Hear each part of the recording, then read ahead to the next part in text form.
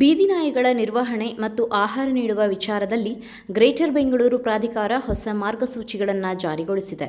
Supreme court ಆದೇಶದ ಹಿನ್ನೆಲೆಯಲ್ಲಿ June 11ರಿಂದಲೇ ಈ ನಿಯಮಗಳು ಜಾರಿಗೆ ಬಂದಿದ್ದು, ನಾಗರಿಕರು ಕಡ್ಡಾಯವಾಗಿ ಪಾಲಿಸಲೇಬೇಕಾಗಿದೆ ಎಂದು ಅಧಿಕಾರಿಗಳು ತಿಳಿಸಿದ್ದಾರೆ.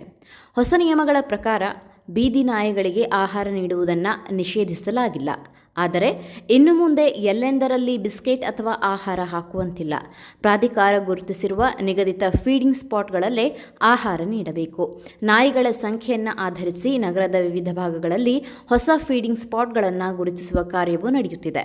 ಇನ್ನೊಂದು ಮಹತ್ವದ ನಿಯಮವೆಂದರೆ, ಯಾವುದೇ ವ್ಯಕ್ತಿ ಅಥವಾ ನಿವಾಸಿಗಳ ಸಂಘಗಳು ಸ್ವತಃ ಬೀದಿ ನಾಯಿಗಳನ್ನು ಹಿಡಿದು ಬೇರೆಡೆ ಸ್ಥಳಾಂತರಿಸುವಂತಿಲ್ಲ. ಇದು ಕಾನೂನು ಬಾಹಿರವಾಗಿದ್ದು, ನಿಯಮ ಉಲ್ಲಂಘಿಸಿದವರ ವಿರುದ್ಧ ಕ್ರಮ ಕೈಗೊಳ್ಳಲಾಗುತ್ತದೆ. ಸುಪ್ರೀಂ ಕೋರ್ಟ್ ನಿರ್ದೇಶನದಂತೆ ಅಧಿಕಾರ ಪಡೆದ ಸಿಬ್ಬಂದಿ ಮಾತ್ರ ನಾಯಿಗಳನ್ನು ಹಿಡಿದು ಅಧಿಕೃತ ಆಶ್ರಯ ಕೇಂದ್ರಗಳಿಗೆ ಸ್ಥಳಾಂತರಿಸಬಹುದು. ಅದರ ಜೊತೆಗೆ ಬೀದಿ ನಾಯಿಗಳಿಗೆ ಕಿರುಕುಳ ನೀಡುವುದು, ಕಲ್ಲೆಸೆಯುವುದು ಅಥವಾ ಹಲ್ಲೆ ನಡೆಸುವುದು ಕೂಡ ಅಪರಾಧವಾಗಿದೆ. ಇಂತಹ ಕೃತ್ಯಗಳಲ್ಲಿ ತೊಡಗಿದರೆ ಕಾನೂನು ಕ್ರಮ ಎದುರಿಸಬೇಕಾಗುತ್ತದೆ ಎಂದು ಅಧಿಕಾರಿಗಳು ಎಚ್ಚರಿಕೆ ನೀಡಿದ್ದಾರೆ. ನಿಮ್ಮ ಪ್ರದೇಶದಲ್ಲಿ ಫೀಡಿಂಗ್ ಸ್ಪಾಟ್ ಅಗತ್ಯವಿದ್ದರೆ ಗ್ರೇಟರ್ ಬೆಂಗಳೂರು ಪ್ರಾಧಿಕಾರದ ಸಹಾಯವಾಣಿ 1533ಕ್ಕೆ ಕರೆ ಮಾಡಿ ಮನವಿ ಸಲ್ಲಿಸಬಹುದು. ಬೀದಿ ನಾಯಿಗಳ ವಿಚಾರದಲ್ಲಿ ನಾಗರಿಕರು, ನಿವಾಸಿಗಳು, ಸಂಘಗಳು ಹಾಗೂ ಪ್ರಾಣಿ ದಯಾ ಸಂಘಟನೆಗಳು ಪರಸ್ಪರ ಸಹಕಾರದಿಂದ ವರ್ತಿಸುವಂತೆ ಪ್ರಾಧಿಕಾರ ಮನವಿ ಮಾಡಿದೆ.